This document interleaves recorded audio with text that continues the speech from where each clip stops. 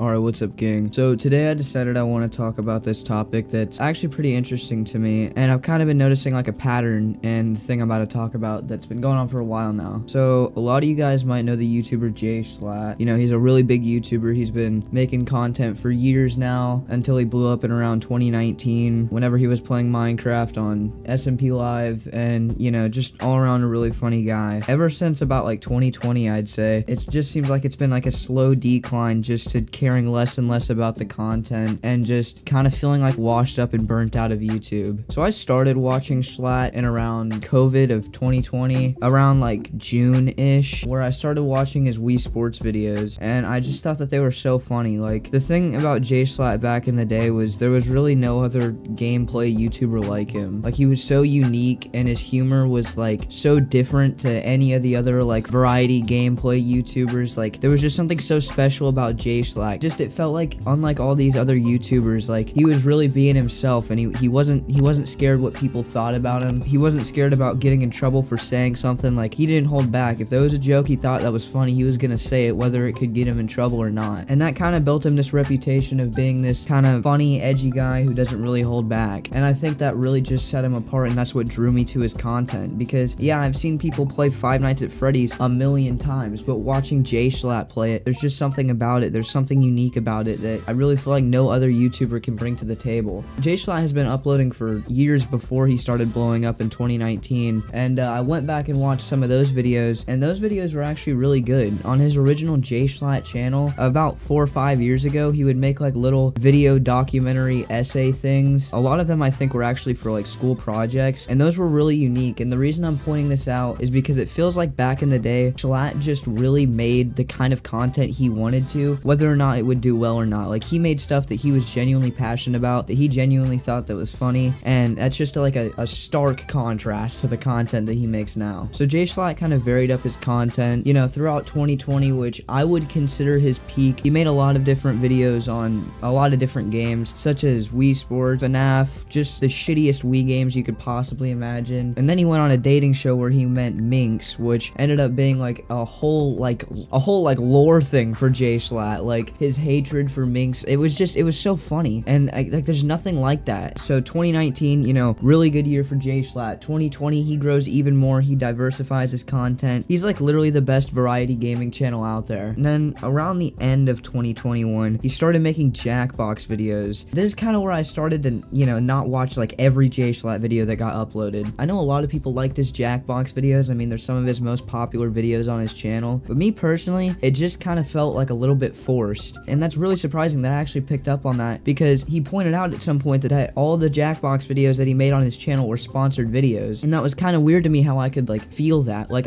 obviously I didn't know they were sponsored, but watching those videos, they just felt different than the other videos that he made that felt like he was making videos because he wanted to. He made a couple tier list videos, which I really liked, and then around early 2021, he moved. And I think that this move, as stupid as it sounds, I think this is kind of what can like mark where I think Jschlatt started to go on the decline in terms of quality of content. Once he moved into this new house, basically all the videos that he ever ended up making in this house were just videos of him complaining about nothing, which, yeah, you could say that's what I'm doing. But the difference is Jschlatt was like always the one that cared about his content, that would make a video just because it was a video he wanted to make. And now it just kind of feels like, I'm gonna upload this video because I haven't uploaded in a while, and you know, this is like a half interesting topic. This will probably get some views. A lot of those commentary videos that he made had some sort of sponsor in them, whether it was a plushie he was making or something in them, and they just felt like you could just tell that they were lazier. Like, the amount of effort that those videos take to make is like nothing compared to his gameplay videos, and even those aren't even that high of effort. So Jschlatt does this for a little bit. I kind of fell out of love with Jschlatt at this point. Around this time too, the Call Me Carson drama happens, and that, in my opinion, wasn't very good for Jschlatt either, because like Call Me Carson, he played with in a lot of his videos. Like, that was like, Call Me Carson was like his best friend in terms of like streaming, at least. Like, they were seen everywhere